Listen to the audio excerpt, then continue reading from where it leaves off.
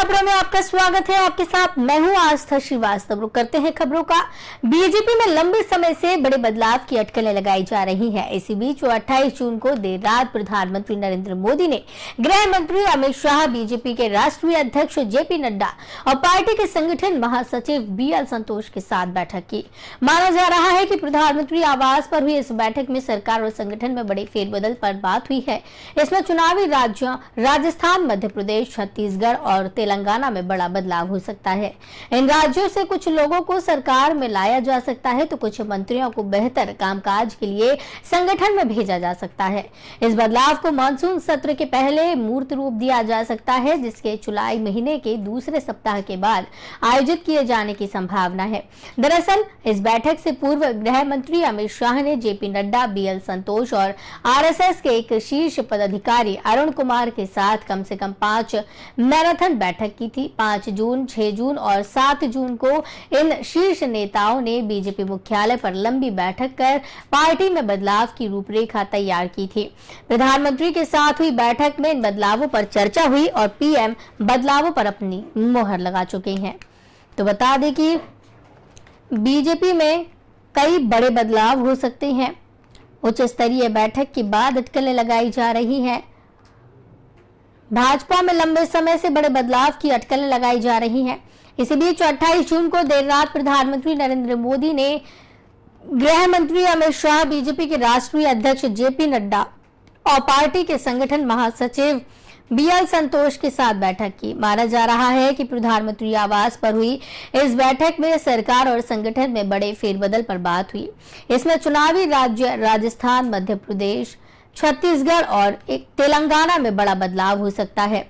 इन राज्यों से कुछ लोगों को सरकार में लाया जा सकता है तो कुछ मंत्रियों को बेहतर कामकाज के लिए संगठन में भेजा जा सकता है। इस बदलाव को मानसून सत्र के पहले मूर्त रूप दिया जा सकता है। इससे जुलाई महीने के दूसरे सप्ताह के बाद आयोजित किए जाने की संभावना है। दरअसल इस बैठक से पूर्व गृह मंत्री अमित शाह ने जेपी नड्डा, बीएल संतोष और आरएसएस के एक शीर्ष पदाधिकारी अरुण कुमार के साथ कम से कम 5 मैराथन बैठक की थी। 5 जून, 6 जून और 7 जून को इन शीर्ष नेताओं ने बीजेपी मुख्यालय पर लंबी बैठक कर पार्टी में बदलाव की रूपरेखा तैयार की थी। प्रधानमंत्री के साथ हुई बैठक में इन बदलावों पर चर्चा हुई और पीएम बदलावों पर अपनी मुहर लगा चुकी हैं। तो अब जल्द ही बड़ी खबर यहां सामने आ सकती है, बड़ा फेरबदल यहां सामने आ सकता है। पीएम मोदी, अमित शाह, जेपी नड्डा ने बैठक की है। उच्च स्तरीय बैठक के बाद अटकलें अब तेज हो गई हैं। पीएम मोदी, अमित शाह और जेपी नड्डा ने ये बैठक की है। अब संभावनाएं जताई जा रही हैं कि जल्द ही बीजेपी में बड़ा फेरबदल हो सकता है।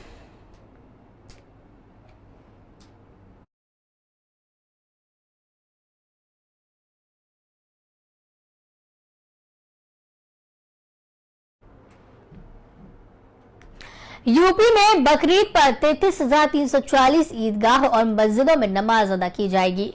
यूपी पुलिस ने सुरक्षा की चाक चौबंद व्यवस्था के लिए संवेदनशील इलाकों में ड्रोन, दूरबीन और सीसीटीवी से उपद्रवियों पर नजर रखी जा रही है। Special DG law and order Prashant Kumar ने बताया कि ईद उल अजहा यानी कि बकरीद को सकुशल संपन्न कराने के लिए पुलिस मुख्यालय स्तर से 238 company PAC, 3 company SDRF, 7 company CAPF और 7,570 प्रशिक्षु दरोगाओं को अतिरिक्त ड्यूटी पर लगाया गया है। साथ ही डायल 112 की 4800 की अलर्ट मोड पर रहेंगी। इसके साथ ही उन्होंने सभी जिला प्रभारियों को चिन्हित 2213 संवेदनशील स्थानों पर विशेष नजर रखने को कहा है। साथ ही प्रतिबंधित पशुओं की कुर्बानी और सार्वजनिक स्थल पर कुर्बानी करने वालों से सख्ती से निपटने को कहा गया है। उन्होंने कहा कि शासन के निर्देश के साथ धर्मगुरुओं ने भी इसकी अपनी पीस कमेटी की बैठक के दौरान की है। लखनऊ में बकरीद पर पुलिस ने सुरक्षा के लिए पूरे शहर को 4 जोन और 18 सेक्टरों में बांटा है, जिसमें 64 अति संवेदनशील स्थल चिन्हित किए गए हैं। यहाँ सुरक्षा के विशेष इंतजाम किए गए। साथ ही 94 ईदगाह और 1210 मस्जिद के आने जाने वाले रास्तों पर पुलिस का पहरा रहेगा। डीसीपी मध्य अपर्णा रजत कौशिक ने बताया कि संवेदनशील और अति संवेदनशील स्थलों पर पीएसी और आरएएफ तैनात रहेगी। वहीं एंटी सेबोटाज टीम के साथ 74 मोबाइल क्लस्टर, 50 क्यूआरटी और पुलिस कंट्रोल रूम, 112 की गाड़ियां पेट्रोलिंग के लिए लगाई गई हैं। ऐशबाग ईदगाह, टैली वाली मस्जिद और बड़े इमाम बाड़े के आसपास सीसीटीवी कैमरे लगाए गए हैं। ड्रोन से नमाज स्थलों की निगरानी की जाएगी। इंटरनेट मीडिया पर विशेष निगरानी की जा रही है। इसके लिए साइबर मॉनिटरिंग सेल विशेष तौर पर एक्टिव की गई है, जिससे आपत्तिजनक वीडियो या फोटो डालने पर तत्काल कार्रवाई की जा सके। यूपी में 33,340 मस्जिदों, ईदगाहों में बकरीद की नमाज अदा की जा रही है। 2,213 संवेदनशील स्थल चिन्हित किए गए हैं, तो प्रतिबंधित पशुओं की कुर्बानी नहीं की जाएगी। तो बता दें कि बकरीद को लेकर चाक चौबंद व्यवस्थाएं की गई हैं। लखनऊ को जोनों में बांट दिया गया है। 2,213 प्रतिबंधित, बता दें प्रतिबंधित पशुओं की कुर्बानी नहीं होगी। 2,213 संवेदनशील स्थल बनाए गए हैं। 33,340 ईदगाह और मस्जिदों में नमाज अदा की जा रही है। यूपी पुलिस ने सुरक्षा की चाक चौबंद व्यवस्थाएं की। संवेदनशील इलाकों में ड्रोन, दूरबीन और सीसीटीवी से उपद्रवियों पर नजर रखी जा रही है। Special DG law and order Prashant Kumar ने बताया कि ईद उल अजहा को सकुशल संपन्न कराने के लिए पुलिस मुख्यालय स्तर से 238 company PAC, 3 company SDRF, 7 company CAPF और 7,570 प्रशिक्षु दरोगाओं को अतिरिक्त ड्यूटी पर लगाया गया है। साथ ही डायल 112 की 4800 की अलर्ट मोड पर रहेंगी। इसके साथ ही उन्होंने सभी जिला प्रभारियों को चिन्हित किया है। 2,213 संवेदनशील स्थानों पर विशेष नजर रखने को कहा है। साथ ही प्रतिबंधित पशुओं की कुर्बानी और सार्वजनिक स्थल पर कुर्बानी करने वालों से सख्ती से निपटने को कहा गया है। उन्होंने कहा है कि शासन के निर्देश के साथ ही धर्म गुरुओं ने भी इसकी अपनी पीस कमेटी की बैठक के दौरान की है। लखनऊ में बकरीद पर पुलिस ने सुरक्षा के लिए पूरे शहर को 4 जोन और 18 सेक्टरों में बांटा है, जिसमें 64 अति संवेदनशील स्थल चिन्हित किए गए हैं। यहाँ सुरक्षा के विशेष इंतजाम किए गए। साथ ही 94 ईदगाह और 1210 मस्जिद के आने जाने वाले रास्तों पर पुलिस का पहरा रहेगा। डीसीपी मध्य अपर्णा रजत कौशिक ने बताया, संवेदनशील और अति संवेदनशील स्थलों पर पीएसी और आरएएफ तैनात रहेगी।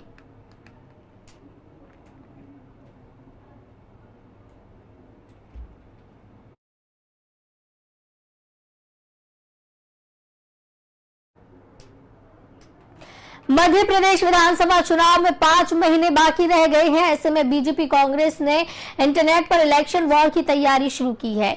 ग्राउंड पर भले ही बैनर, पोस्टर और कार्यकर्ताओं की हलचल नहीं दिख रही हो, लेकिन सियासी रणनीतिकार सोशल मीडिया पर जंग का मैदान सजा चुके हैं। आपके फेसबुक, इंस्टाग्राम, ट्विटर अकाउंट और व्हाट्सएप ग्रुपों पर डिस्प्ले हो रहे राजनीतिक मैसेज इसी प्लानिंग की उपज है। बीजेपी और कांग्रेस दोनों ही पार्टियों ने बड़ी बड़ी कंपनियों को इस काम के लिए आउटसोर्स किया है। इनके रणनीतिकार कॉर्पोरेट कंपनी की तर्ज पर काम करते हैं। रोजाना सुबह असाइनमेंट मीटिंग होती है तो शाम को रिव्यू। बीजेपी में यह हर दिन तय किया जाता है कि आज ट्विटर पर कौन सा हैशटैग ट्रेंड कराना है। इसका समय सुबह 9 बजे से शुरू होता है। कांग्रेस भी इसी तर्ज पर काम करती है। पार्टी के 2000 से ज्यादा व्हाट्सएप ग्रुप हैं। ये ग्रुप्स हर जिले में हैं। हर बूथ पर 15 से 20 वॉलंटियर होने का दावा है। बीजेपी दूसरी पार्टियों की तुलना में हमेशा सोशल मीडिया पर आगे रही है। साल 2014 में जब कोई सियासी पार्टी सोशल मीडिया पर सक्रिय नहीं थी, उसी समय बीजेपी ने इसकी ताकत को समझ लिया था और पार्टी सफल भी रही। इस बार मध्य प्रदेश चुनाव के लिए प्रदेश में एक अलग टीम का गठन किया गया है। ये टीम राज्य में सोशल मीडिया के जरिए मतदाताओं तक पहुंचने की तैयारी में है। प्रदेश में बीजेपी के 1,25,000 डिजिटल योद्धा है। एक प्रोफेशनल टीम भी है जो सैलरी पर काम करती है। ये लोग graphic designer, video editor, researcher और कंटेंट राइटर हैं। इनका इंटरव्यू अभिषेक शर्मा लेते हैं। अभिषेक बीजेपी एमपी सोशल मीडिया विभाग के कोऑर्डिनेटर हैं। वे 2014 में बीजेपी नेशनल आईटी सेल के हेड अमित मालवीय के साथ काम कर चुके हैं। तो एमपी में सोशल मीडिया पर चुनावी पॉलिटिक्स तेज हो गई है। बीजेपी ने मुद्दे तय कर लिए हैं।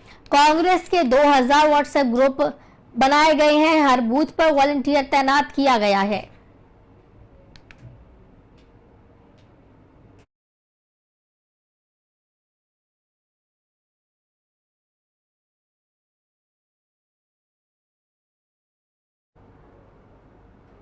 आजाद समाज पार्टी के प्रमुख चंद्रशेखर आजाद पर उत्तर प्रदेश के देवबंद में जानलेवा हमला हुआ। सफेद रंग की स्विफ्ट डिजायर कार से आए कुछ अज्ञात हमलावरों ने आजाद के काफिले पर अचानक गोलियां बरसानी शुरू कर दी। इस हमले में आजाद घायल हो गए।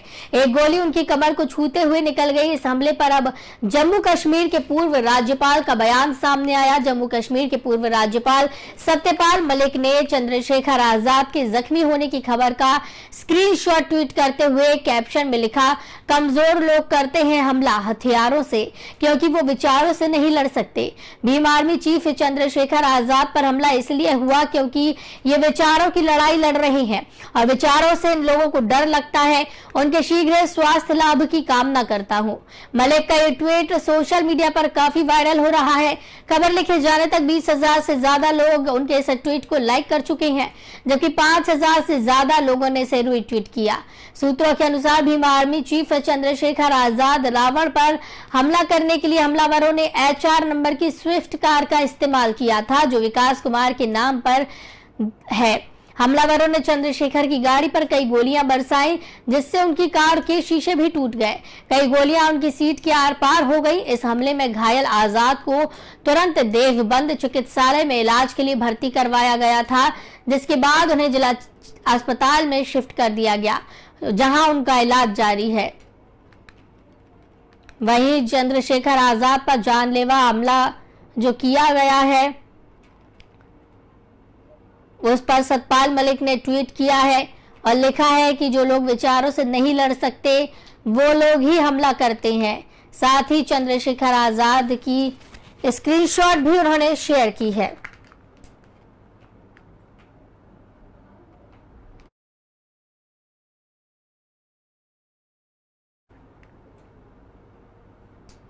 राज्य में जारी हिंसा के बीच कांग्रेस नेता राहुल गांधी मणिपुर के लिए रवाना हो चुके हैं। वे 29 और 30 जून को मणिपुर में रहेंगे।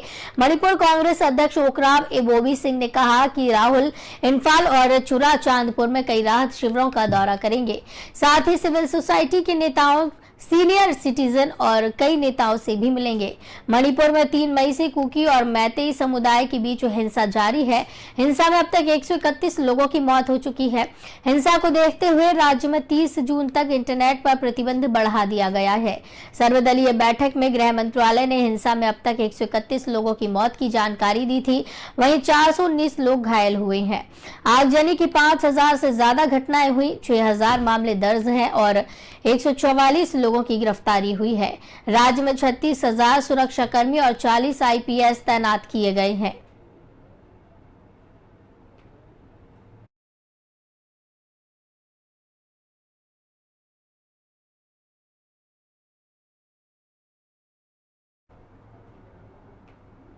छत्तीसगढ़ के स्वास्थ्य मंत्री TS सिंहदेव प्रदेश के पहले डिप्टी CM होंगे।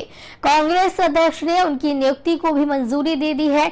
दिल्ली में दिन भर वाली कांग्रेस की बैठक के बाद ये फैसला लिया गया।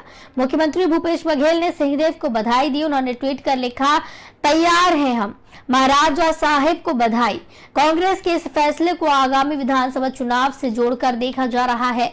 माना जा रहा है कि नाराज खेमे को खुश करने की कोशिश है। TS सिंहदेव ने कहा कि आलाकमान ने जो जिम्मेदारी दी है उसे ईमानदारी से निभाऊंगा। सरगुजा से निकलकर छत्तीसगढ़ की सेवा करने का अवसर मिला है। ये मेरे लिए सौभाग्य की बात है। सबको साथ लेकर बेहतर तालमेल के साथ पूरी मजबूती से काम करेंगे। पार्टी से जो भी जवाबदारी मिलेगी उसे निभाते रहेंगे।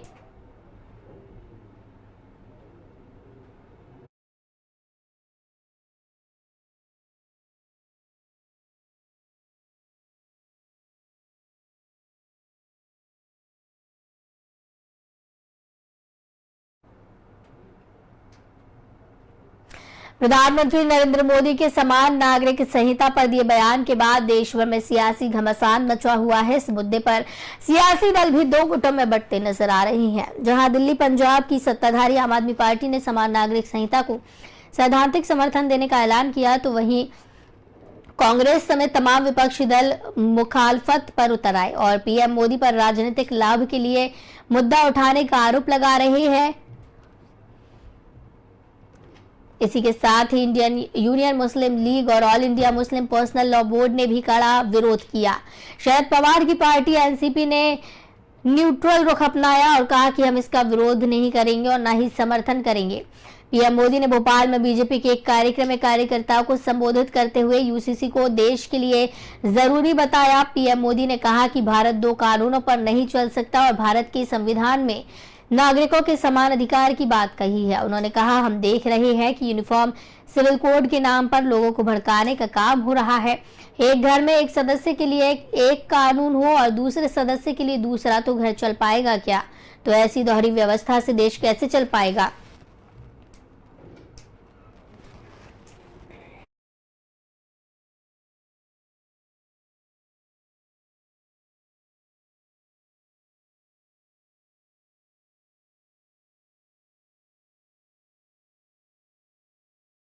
आपको बताते चले कि यूसीसी का मुद्दा जब से उठा है तभी से ही इस मामले पर राजनीति तेज हो गई है। आम आदमी पार्टी ने यूसीसी का सैद्धांतिक समर्थन करने की बात कही है, तो वही अब समझ सामने आ रहा है कि बीजेपी के दांव में विपक्ष अब फंसता हुआ नजर आ रहा है, क्योंकि विपक्ष के कई नेता जहां पर एकजुटता की बात करते हुए देखे जा रहे हैं, तो वहीं अब कई नेता यहां पर बीजेपी के इस फैसले का समर्थन करते हुए दिख रहे हैं, तो कई इसका विरोध भी कर रही हैं। विपक्षी एकता का अब क्या होगा, ये देखने वाली बात है, क्योंकि यूसीसी पर समर्थन में शिवसेना, आप और एनसीपी आ गई है।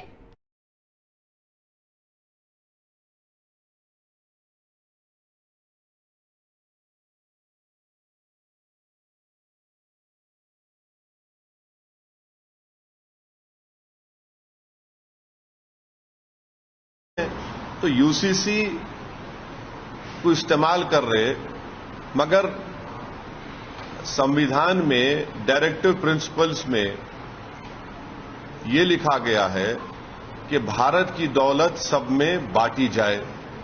भाई, भारत की जो दौलत है 50% दौलत तो सिर्फ 8-10 लोगों के पास है। प्रधानमंत्री उस पर क्यों नहीं बात कर रहे? भाई, वो तो चाय बेचकर आए ना ऊपर, वो कैसे प्रिसाइड कर रहे इन चीजों को? पूरी दौलत, भारत की 50% दौलत 10 परिवार के पास है, तो किसके प्रधानमंत्री हैं वो?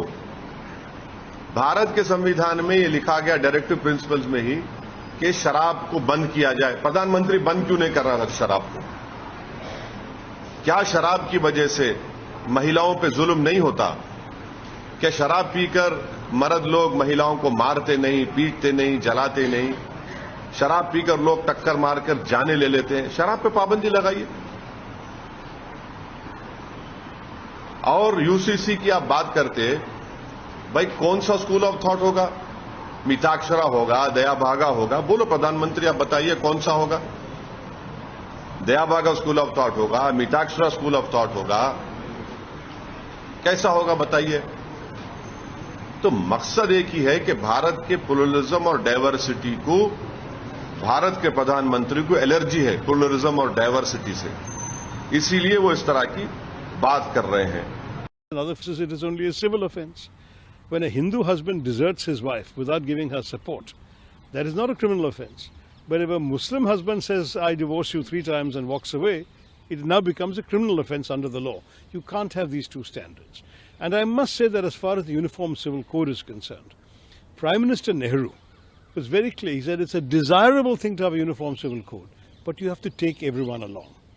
You cannot, see, don't forget that in any society, in any country, where people have acquired entrenched rights, it is always a challenge to try and take away those rights. You know, if you started off on a level playing field, it's different, but the British gave all these different communities different personal laws. Now, you can't now uninvent them because people are used to those systems. On the other hand, the Portuguese in Goa had a uniform civil code. So in Goa, they're living with a uniform civil code. It depends on what is already there. But to take away something which people have will generate resistance, and it's up to the government to say whether that's the kind of politics they want to play. देखिए, सैद्धांतिक रूप से हम इसके समर्थन में हैं। Article 44 भी इसका समर्थन करती है कि देश में यूसीसी होनी चाहिए। लेकिन चूंकि यह मुद्दा ऐसा है जिसमें कि सभी धर्म संप्रदाय से जुड़ा हुआ है। इसलिए हम ये चाहते हैं कि इस मुद्दे के लिए वाइडर कंसल्टेशन हो, लार्ज स्केल पर बातचीत हो, सभी धर्म से, सभी संप्रदाय से, सभी राजनीतिक दलों से। कुछ मुद्दे ऐसे होते हैं जो आने वाले समय पर आप रिवर्स नहीं कर सकते। कुछ मुद्दे ऐसे होते हैं जो देश के लिए बहुत मूलभूत होते हैं। ऐसे मूलभूत मुद्दों पर अथॉरिटेरियन तरीके से जाना वो ठीक नहीं होगा। तो वाइडर कंसल्टेशन की जरूरत है, सबसे बातचीत करके कंसेंसस बिल्ड करनी चाहिए इस पर, यह हमारा मानना है। इसमें कई जो जैसे all India Muslim personal law board का बयान है, उन्होंने इसे खारिज किया कि हम इसे नहीं मानेंगे। उन्होंने अपना बयान जारी किया। आम आदमी पार्टी इसके समर्थन में, अगर सबसे बातचीत करके इसे लागू किया जाता है। हम सैद्धांतिक रूप से इसके समर्थन में है, लेकिन इसके एग्जीक्यूशन या इसको इम्प्लीमेंट करने का तरीका कंसेंसस है। बिना कंसेंसस आप ऐसी चीज लागू नहीं कर सकते जिसमें बहुत सारे लोग आपसे दुखी और नाराज हो जाए। देखिए, जो यूनिफॉर्म सिविल कोड है वो भारत की संविधान की जो मूल भावना है, जो भारत के संविधान में जो प्रावधान है धारा 44 में, उसके अंतर्गत ही जो है उस पर सारे काम होने हैं, उस पर सारे निर्णय होने हैं। और जो हमारी ड्राफ्ट बनाने वाली कमेटी है, यूसीसी कमेटी, उस पर काम कर रही है और वो सबके हित में आएगा। एक देश में सबके लिए एक समान कानून होना चाहिए, इसकी मांग लंबे समय से उठती रही है। हमने उत्तराखंड में इसकी शुरुआत की है। देवभूमि इसके लिए अगुवाई कर रही है और आने वाले समय में हमारी तो अपेक्षा है कि देश भर में ये कानून लागू होना चाहिए। लोकायुक्त के गठन को नियुक्ति को लेकर कल कोर्ट ने टिप्पणी की, किस तरीके से आप देखते हैं? वो माननीय न्यायालय का जो भी आएगा उसके अनुसार, क्योंकि विधानसभा में भी जो है प्रकरण काफी लंबे समय से प्रवर समिति को गया हुआ है और सारे पहलुओं पर देखने के बाद उस पर कार्रवाई होगी। यात्रा में प्रभावित हो रही है तो यूसीसी मौसम विभाग के मुताबिक देश भर में मानसून सामान्य से धीमी रफ्तार से चल रहा है। अभी देश में 16% कम बारिश हुई है। उत्तर पश्चिमी राज्यों में सामान्य से 42% ज्यादा बारिश दर्ज की गई है। देश के पूर्वी, मध्य, उत्तर पश्चिम व पश्चिमी राज्यों में 3 दिन मानसून सक्रिय रहने का अनुमान है। अगले 24 घंटे में मध्य प्रदेश, राजस्थान समेत 23 राज्यों में भारी बारिश का अनुमान है। हिमाचल प्रदेश के शिमला में बाढ़ जैसे हालात है, यहाँ 3 दिन भारी बारिश का अलर्ट है। असम में बाढ़ के हालात में कुछ सुधार है। स्टेट डिजास्टर मैनेजमेंट अथॉरिटी के मुताबिक राज्य के 6 जिलों में 83,000 लोग अभी भी बाढ़ की चपेट में हैं। मरने वालों की संख्या बढ़कर 7 हो गई है। महाराष्ट्र के मुंबई, ठाणे और सतारा में बीते 24 घंटे में जोरदार बारिश हुई। रेलवे ट्रैक, बाजारों और सड़कों पर 3 फीट तक पानी भर गया। गोरेगांव में 30 साल के एक शख्स के ऊपर पेड़ गिर गया, जिससे उसकी मौत हो गई। महाबलेश्वर और मुंबई के विक्रोली में पहाड़ धंस गए। मध्य प्रदेश के सिवनी जिले के खरपड़िया गांव में 5 लोग नदी के बीच फंस गए। इन्हें हेलीकॉप्टर की मदद से निकाला गया। ये मवेशी चराने गए थे। इन राज्यों में तेज बारिश होगी। हिमाचल, उत्तराखंड, हरियाणा, चंडीगढ़, दिल्ली, पश्चिम पूर्वी राजस्थान, पश्चिम पूर्वी उत्तर प्रदेश, बिहार, पश्चिम बंगाल, मेघालय, अरुणाचल प्रदेश, नागालैंड, मणिपुर, मिजोरम, त्रिपुरा, पूर्वी पश्चिम मध्य प्रदेश, सौराष्ट्र और कच्छ, गुजरात, मध्य महाराष्ट्र, तटीय कर्नाटक, केरल, अंडमान निकोबार, इन राज्यों में हल्की बारिश होगी। तेज बारिश वाले सभी राज्यों के कुछ हिस्सों में हल्की बारिश होगी। इनके अलावा तमिलनाडु, पुडुचेरी, तेलंगाना, साउथ कर्नाटक में गरज बिजली चमकने के साथ हल्की बारिश होगी। इन राज्यों में मौसम साफ रहेगा। ओडिशा, छत्तीसगढ़, विदर्भ, मराठवाड़ा, आंध्र प्रदेश, उत्तरी कर्नाटक, जम्मू कश्मीर और पंजाब में बारिश की संभावना है। तो बता दें कि 24 घंटे में 19 राज्यों में भारी बारिश हो सकती है। महाबलेश्वर में चट्टान ढहने से रास्ता बंद हो गया है।